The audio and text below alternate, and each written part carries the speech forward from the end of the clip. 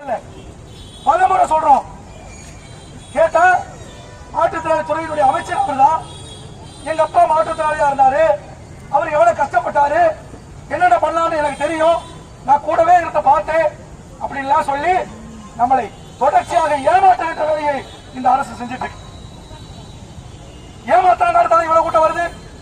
உண்மையிலேயே இந்த அரசு மீது நம்பிக்கை இருந்தால் இவ்வளவு கூட்டம் இன்னைக்கு வந்திருக்காரு. அப்ப உண்மையாக நாங்கள் திரும்ப திரும்ப சொல்லிக்கிறோம், இது கடைசி அல்ல.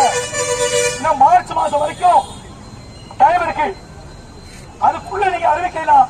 இதை விட பல மடங்கு நாங்கள் போராட்டத்தை நடத்த வேண்டியிருக்கும், மிகப்பெரிய போராட்டத்தை நடத்த வேண்டியிருக்கும். மாற்றத்தில் இருக்கிற ஒரே ஆயுதம் போராட்டம் மட்டும்தான்.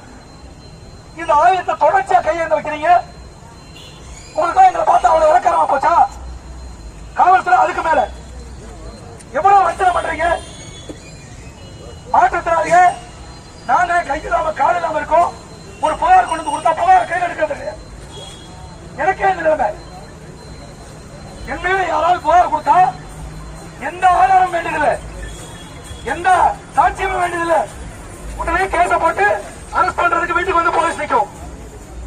ஆனா நான் ஒரு புகார் கொடுத்தா, சாட்சி வீடியோ ஆதாரத்தோட புகார் கொடுத்தா கூட சாட்சி இல்லை, அது இல்லை, இதுல என்ன களவாணித்தனம், என்ன நயவஞ்சகத்தனம். ஒரு பக்கம் காவல்துறை நம்மள மிக மோசமா நடத்துது.